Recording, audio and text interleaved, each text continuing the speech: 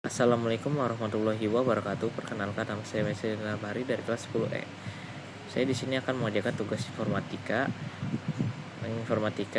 Yaitu tugas pengayaan. Tugas pengayaan saya adalah apa saja yang saya pelajari di semester genap ini. Pertama-tama yang saya pelajari di semester genap ini adalah tentang analisis data. Apa itu analisis data? Analisis data adalah suatu kegiatan kita mempelajari suatu data atau mengubah data hasil penelitian menjadi suatu informasi. Dan informasi tersebut itu yang kemudian digunakan dalam membuat kesimpulan. Analisis data memiliki beberapa metode. Yang pertama itu ada metode transformasi data, generalisasi data, dan penyederhanaan data. Dan analisis data juga memiliki beberapa jenis. Yang pertama itu ada analisis data jenis primer dan sekunder. Primer adalah suatu cara untuk mendapatkan data atau informasi dengan cara langsung atau secara berlapangan dan wawancara.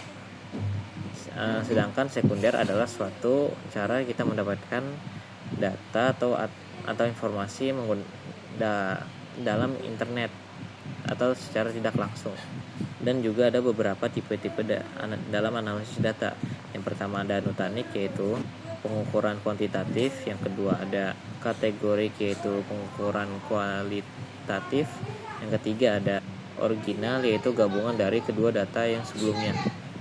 Selanjutnya, materi kedua yang saya pelajari adalah tentang algoritma dan pemrograman. Algoritma adalah sebuah notasi yang menjadi notasi algoritma. Notasi algoritma adalah suatu desain berisi urutan atau langkah-langkah untuk memecahkan atau mencapaikan suatu solusi yang tidak menggunakan bahasa program apapun. Sehingga notasi algoritma adalah suatu notasi algoritma yang paling dasar dibuatnya suatu program dalam komputer. Jenis-jenis notasi algoritma terdiri dalam 3 macam. Yang pertama yaitu kalimat deskriptif, prosecode, dan flowchart. Yang pertama ada kalimat deskriptif. Kalimat deskriptif adalah notasi algoritma yang dipaparkan menggunakan bahasa Inggris atau menggunakan bahasa Indonesia dalam memaparkan langkah-langkahnya. Contohnya itu seperti if, in, and, ulangi, for, and, dan lain-lain. Yang kedua itu ada prosecode. Yang prosecode adalah contohnya seperti ini. Misalnya di algoritma itu ada read, yang itu berarti membaca atau memasukkan input. Yang selanjutnya itu ada if atau jika, dan write atau menambahkan di layar, dan end yang berarti selesai. Yang selanjutnya itu ada flowchart. Flowchart adalah sebuah jenis notasi algoritma yang berbentuk gambar atau grafis berupa bagan yang memaparkan langkah-langkah algoritma sebuah bahasa pemrograman. Selanjutnya ada tipe data. Tipe data adalah suatu petunjuk bagi komputer untuk mengetahui jenis nilai yang terkandung dalam variabel tersebut. Tipe data memiliki beberapa macam. Yang contohnya itu ada 6.